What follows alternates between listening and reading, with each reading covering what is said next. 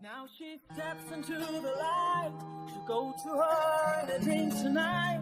Hand in hand, they'll walk a while once more. And her suffering will end as she lay down in peaceful rest, knowing the bond between them gave their lives such meaning and something to be thankful for.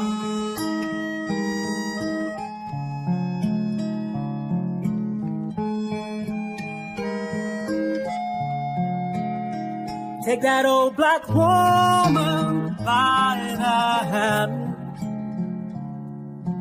look into her eyes, let her know you understand. Sit beside her and dry those eyes, the way she did for you when you were a child. And listen to her words, for the chance may soon be gone, for the lesson to be learned. She is strong and she is wise, but her heart is full of sorrow. There's a funeral tomorrow to an old friend she'll say goodbye.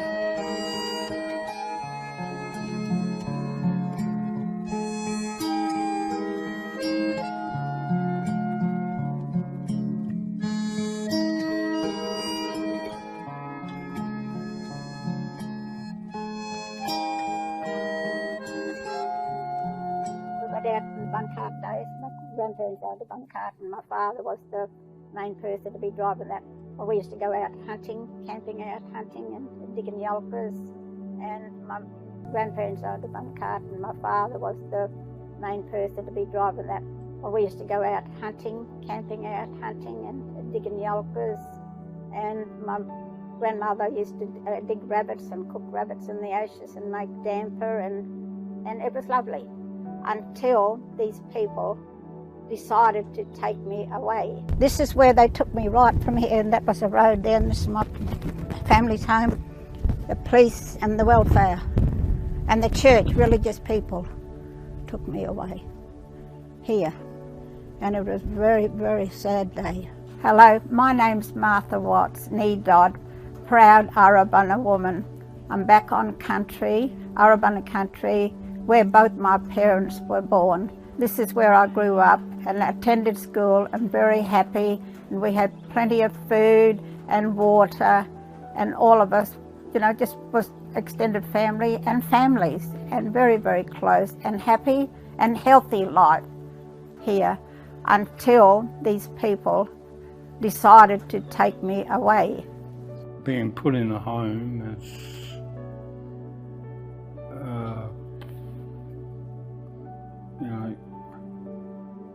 you have no family, really. Yeah, my name's Jacob Stengel. I'm Nurundjeri, part of the Nurundjeri Nation. I'm Tungani, where my grandfather is from, down the Coorong. Yeah, I was born in Renmark because my parents were like itinerant workers, but I was taken away by the government. I was 3 years old and put in a place called Culborough Home. I was in Culborough from when I was 3 years old till 16 years of age. When I left Culborough, I didn't know who my family were. I didn't know anything. I was basically put on the streets. The clothes I stood in, didn't even have a bag, clean clothes or anything. Slept under trees for about 3 months. A lot of those memories, interacting with other kids, that was sort of happy memories, but dealing with staff and so forth, that was very hurtful, shocking. I'm the eldest of the family of 3 brothers and 2 sisters, and we grew up really happy here in our Arabana land, country. I can't remember what I was doing, but I was home with family at the time, and they took me from here. Right, there's nothing here but this very important place for my family. I was 7 or 8 years of age, and I remember that day very clearly. It was a nice day. I was playing games at the telegraph station with my cousin John, and I can recall this vehicle pulling up. These people got out and they just grabbed me, put me in the car and drove off. My name's Sonny Morey, and the name's given to me by the welfare system a long time ago, but that's the name I go by. And I'm an Aranda Majida person from Central Australia. The fear is because I didn't understand what they were saying, because I can only speak my language, Aranda language. Yet they took me to a location where there was a lot of people speaking this strange language, which now I know is English, but I didn't know at the time. And the fear is that if you can't communicate, you don't know what other people are talking or saying, and that's a problem. And in my case, that's what it was. But I overcame it fairly quickly, as children do. You know, you make friends and you overcome it. But the greatest thing was my family. They didn't know where I was. And I sort of got to this point. They didn't care because they didn't look for me. But that's far from the truth. Adelaide Airport was very small, and I was just standing against the desk, and I remember thinking to myself, they've made a mistake. Hello, my name is Jenny Caruso. I am an Eastern Aranda woman, and my mother's side of the family was Eastern Aranda. My father's side of the family is Wanyi. The people who said they want me have decided they actually don't want me, and they're not going to come and pick me up. Or the people have come and seen me and they don't like the look of me, so they're not going to come and claim me. Or another thought that I had was they wanted a boy, and now they've seen that I'm a girl, they don't want me. And I distinctly remember having those thoughts, and I know that it was at that point of time in my life, just before my 5th birthday, that I made the determination that I would do whatever it is I had to do to survive. I had no idea I was actually Aboriginal. I knew I was adopted, but it was only at 38 that I found out I was an Aboriginal person. Hi, my name's Alex Hoothausen, but my birth name was Stephen Michael Hill. That was the name given to me before I was taken. I'm part of the stolen generation, and still today living through the experiences. But I have a wonderful family and a wonderful work group that I'm able to, assist and help with some of the situations that are thrown at me in life these days. Life always hasn't been as rosy. I've led a different life completely to a lot of other people. After finding out that I was an Aboriginal man, I wanted to try and pursue what it was and what it meant to be an Aboriginal person. Really no memory of being in Alice Springs. Myself and my brothers and sisters and I were taken away, supposedly by the welfare in 1958, and when I was 3.5, and all 6 of us were taken away. I was at my parents' home and the police and the welfare came. I could remember that day to this day now. And it was like, it was our community here, just one big family, They were supposed to go out hunting and camping that day, but they all stayed back in the camp to give my family support because they knew what was going to happen. And it was just like a death in the family. I could see it to this day. It's still there. It'll never go away. I had no direction in life. I didn't know my family. I got a job, I just walked up to a building site and started working, making money for myself. I had a good income. So during the week, you sort of were pretty easy, but when you got paid on the weekend, party time. I remember as an apprentice walking around in the streets of Adelaide, I'd be lucky to see an Aboriginal person. Because prior to 1967, nobody was free to travel around the country until the referendum. And I used to wait outside the pub for my mates to pick me up, take me back to Elizabeth. Because I couldn't go in the pubs. You weren't allowed to drink, so a lot of that came in recent times, whether it's for good or not. Yeah, I'm still a bit dubious about the drinking rules. I mean, everybody has the right to make other decisions, but whether health-wise it's helped our people, I'm not too sure. A bit, that's just the way I feel about the whole thing. I decided to write to the adoption agency in Western Australia and giving all my details and information, and basically it came back within a month later. And the woman was really intriguing. She said, I've heard that name recently. And I said, well, what do you mean? Hoothausen. And I said, yes, she said, I've heard it recently. But it just happened to be that it was actually in another part of Australia. My mother was looking for me at that same time. Within a month of each other, she was actually looking for me. Mm-hmm. Since then, I've met my mother. Drives me insane, but, we now take care of her. She's in a nursing home in Adelaide here, but she wants for nothing. She enjoys life, and good on her.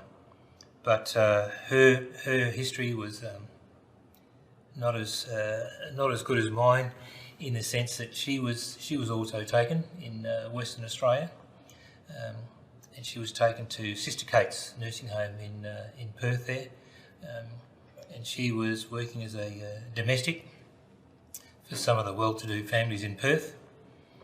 And it was at 20 years of age she met an American sailor and had a wonderful time, and 12 months later I was born. Basically, she was handed a piece of paper, told to sign, and within hours of being born, I was taken away. All on a piece of paper, which gave them the authority to remove me. People that ran these places and the federal government was all about money. They just wanted to, because that's all it was. Nothing to do with the welfare of the children or the logic beyond removing us, and that was all legislated law. The reason they took us because they believed that we were in danger of being singled out because we might have been a mixed parent child, which is rubbish, as you know, in our community, in the Aboriginal community.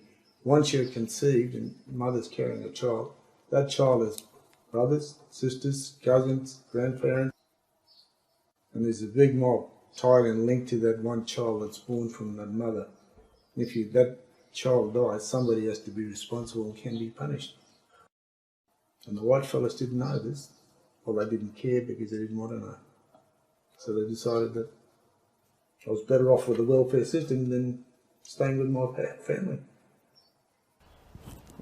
5 times I was able to see her from the time we reconnected, and then when she passed away, I've got little bits and pieces in my cupboard there that were hers, my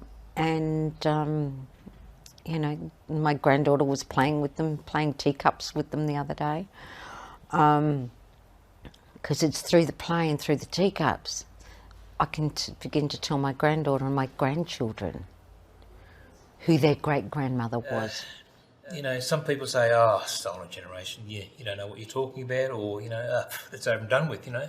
But it carries with you through life. But people have had the trauma since the day they were born, and they know they were Aboriginal. And the trauma that they go through on a daily basis, you know, it's how do you reconcile with that, and how do you fix those sort of problems, you know? And it's dealing with that. It's not one of those easy things you can just go to your doctor and get some tablets for. It's going to be a lifelong discussion. I suppose when you when they don't believe things about stolen gen, have a look at movies like Rabbit Proof Fence, and have a look at that. And that involved some of our family, which we found out later on. But have a look at what was done, you know. And when you look at documents, how people could be treated as such, and you know, going back through some of my documents, it was, you know, my mother wasn't even allowed to be called by her own name. You know, it was a name given her to the government.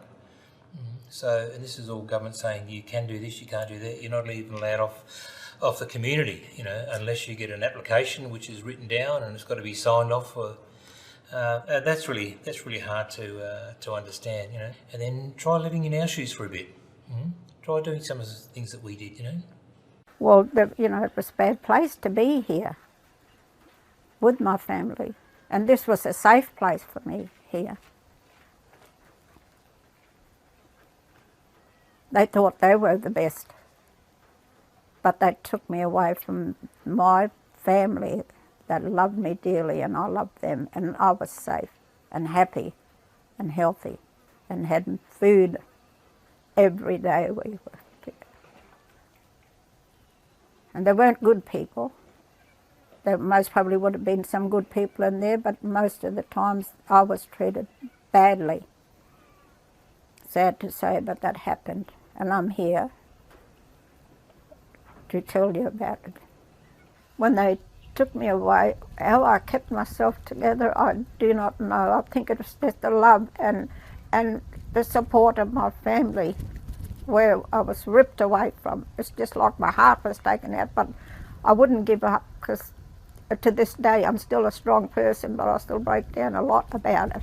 I wanted my father to sign over to these people for whatever they call it, to be their guardian or their whatever of me, but my father wouldn't sign any papers. And I've got all that proof to this day. And he was never at school. He taught himself to read and write from jam tins and tins of meat and things like that. And I think through with my parents, my mother died at a very young age. She died of a broken heart. Yes. And Finnis will always be my home. Come back to country. I come back here all the time with family. And that, because this is where I belong. Yes. Then in my 20s, I was living with a girl at the time. We had 2 children, Bridget and Jack. Bridget got like a heart problem at an early age. And she passed away when she was about 28. And my son, Jack, he overdosed on heroin. I found him in bed. Those sort of things knock you for 6. I had a heavy drinking problem after those matters. Then I raised my son's son, young Jacob. I put him in a good school. He was a really good athlete. But 16, he got killed in a car accident. I feel extremely proud. I was proud of Jacob. He was a complete athlete, which photos will show that. And Tyson, I am so proud of. He's a great AFL player. I'm reading letters to my husband that my mother wrote to the welfare department to stop getting evicted from their house. And she writes in those letters, please don't evict us from this house because we want to bring our children back here. Does that sound like a family, a mother and a father who were neglectful of their children, who were, abusive towards their children, who had no care for their children? Don't evict us from this house because we want to fight. In my mother's own handwriting, we want to fight to get our children back here. And so then on the other hand, you've got the welfare documents saying you need to evict this family because this mother is like this. This mother gambles. This mother doesn't have any mothering skills, doesn't know how to raise her children. The father is a drunkard. I'm reading this kind of stuff. Then I'm listening to family. A completely different story.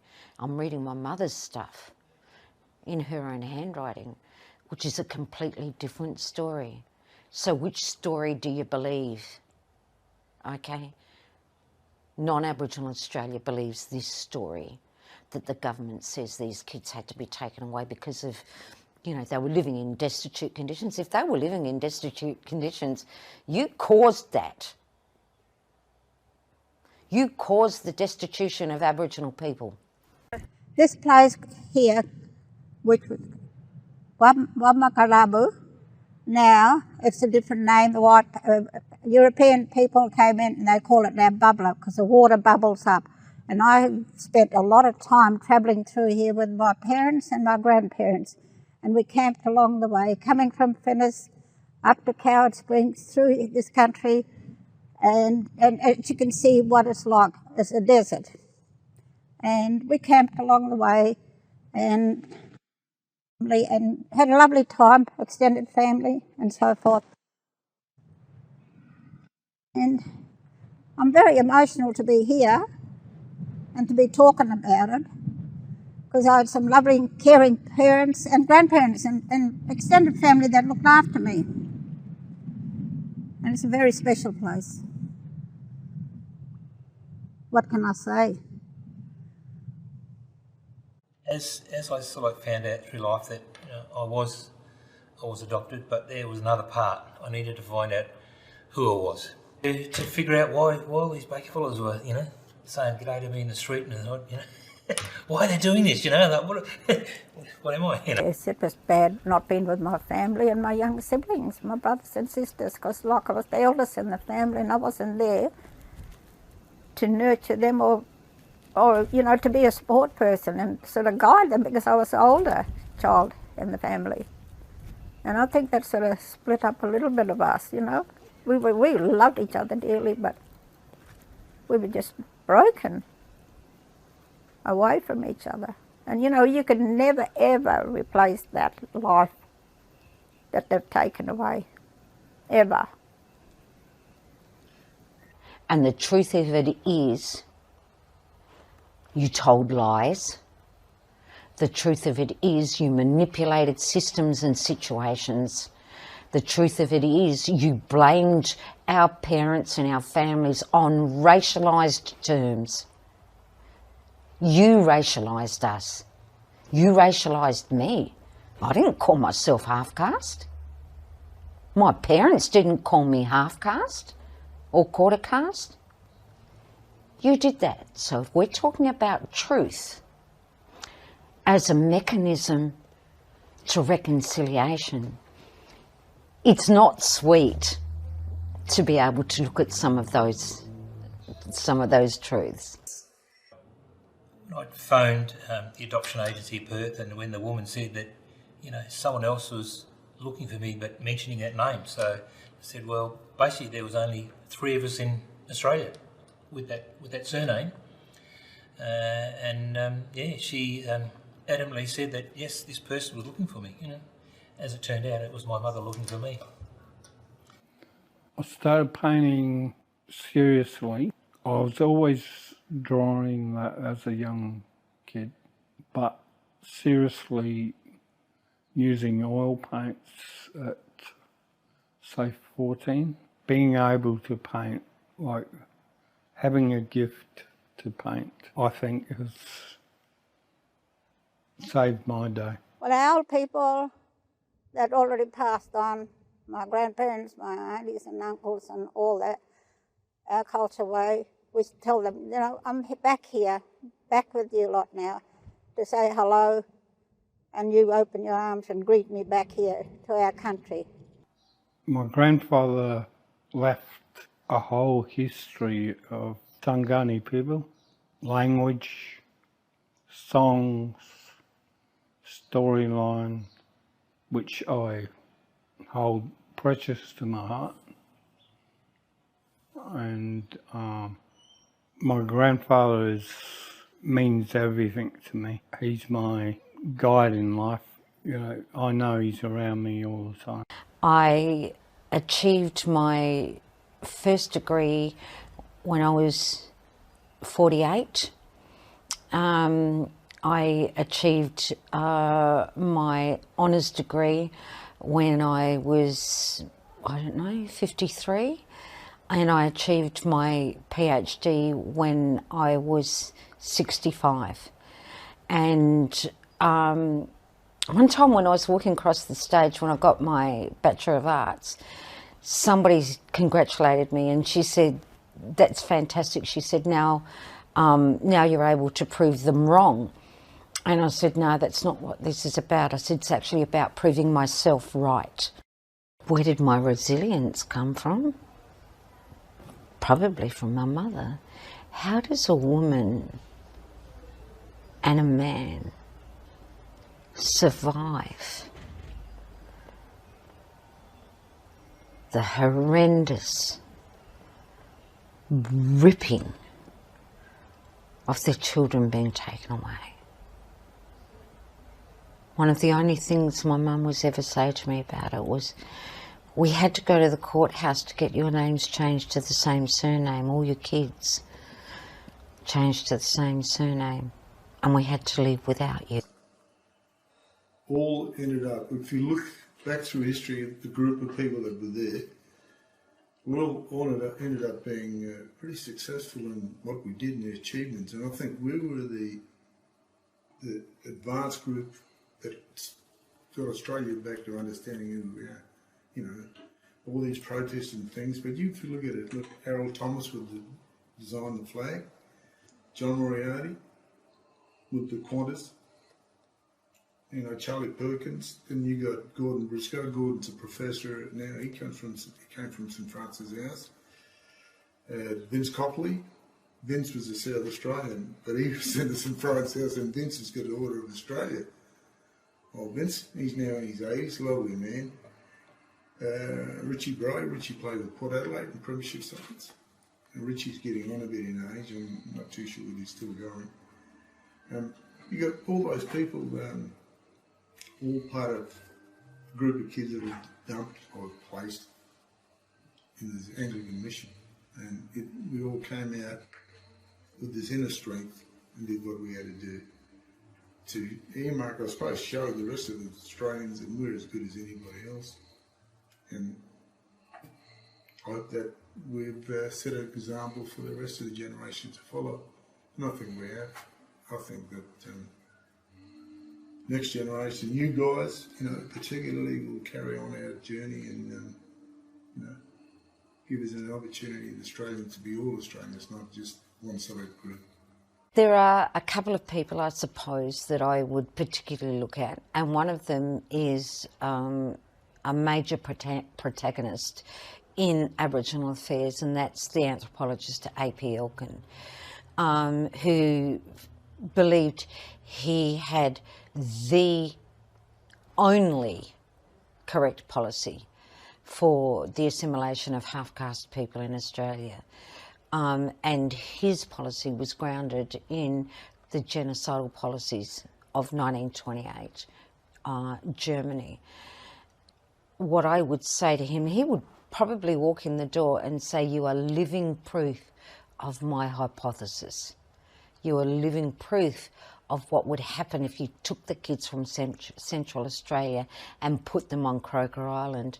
And I would look at him and say, "I'm living proof of my own agency." I absolutely believe it's a waste of breath to be racist, no matter what culture. You know, it doesn't matter where you're from. You come to this country, you're Australian, and I will respect you. And God forbid, but if I was 20 years old and there was a war on, that white family down the road, so they can sleep easy in their bed with their children, I would take a bullet for you. I would fight my guts out, you know, because, you know, we're all Australians. My healing, personally, it's been art, and it's a personal thing. It's, you just got to be strong. Don't let things defeat you. I've had a lot of tragedies, but if I'm going to let them cut me down, I'd been gone a long time ago. But it's not going to happen. I'm a strong Nunga. I'm a Tangani warrior. These are what keeps me going, keeps me spiritually alive. This is a red dirt from the amber where I was born, and this is the sand from the creek bed. So those two are part of who and what I am. For the particular people who are involved in my situation, I would sit there and I would tell them as quietly as I have said this, see what you have done, see what the outcome is of what you have done. Can you see and feel, can you feel it in your skin, what it is that I have experienced and am still experiencing? If you can see that, then you are to go and you are to do something about it. You have to work at undoing that, and that means talking to people at your same level in government or higher. In government, that means talking to people in your own circle. For any young or old black fellas, stay strong. Stay strong. Here. Remember what culture you come from. Thousands and thousands of years old. Yeah, you know, and this when you look at it, some of the positions and some of the Aboriginal corporations, you know, they're not run by Aboriginal people. You know, they have unfortunately they have some white people running the show, and then they're just telling Aboriginal people how they should be working in an Aboriginal corporation. So that's really hard, you know, when you hear that sort of thing, and you know, and it just seems like this is happening all over again. You know, how do you change that? How do you change the attitude of people, or how do you change the attitude of government and that sort of thing in relation to You know, how many Aboriginal people do you see in Parliament? I know we've got one, he's one of the opposition leaders, but don't overlook an Aboriginal people when you're applying in the workforce. You know, you get a lot of people that, okay, I've been to uni, I've got these degrees, I've got this, I've got that, but they don't have those life-lived experiences, you know. Aboriginal people have got a life-lived experiences. They deal with community, they deal with families, you know. So they know what it's like. They know the hardships, you know, and especially people in Solomon generation.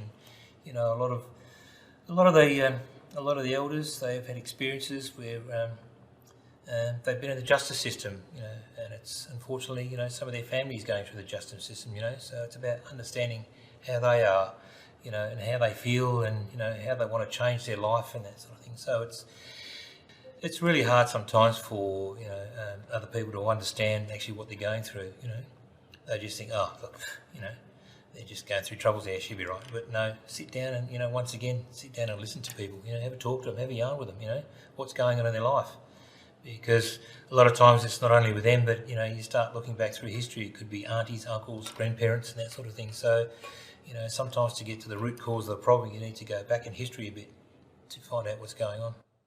My family, my ancestors, I'm back home where I belong. This was not caused by me. So that loss of connection to culture, to language, to land. And so they might not also understand when I say that in all my life, my ancestors never let me go. They were there alongside of me, and they protected me and they held me. I've only been able to articulate that over the last decade or so, over my return to community. Well, this was 2 years ago. I was so overwhelmed and proud that I was auntie of the ball. That was 2 years ago. And now this year, I went along, I had an invite to go to the Adelaide Town Hall by the Mayor, to go to the I got awards. And guess what? I got an award for the Female Elder of the Year, which was I'm very, very proud of, as an Arabana woman to get it. And I think all my family was too.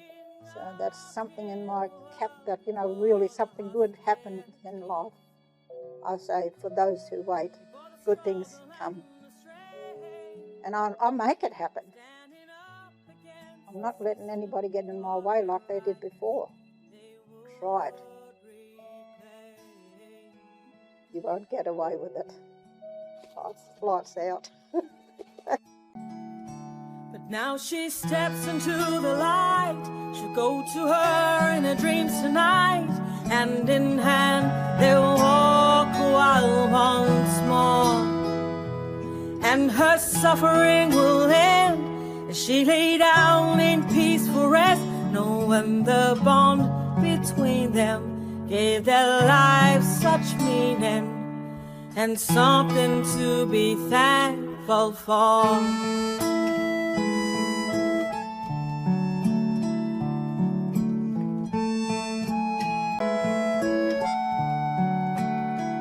Take that old black woman by the hand. Look into her eyes, let her know you understand.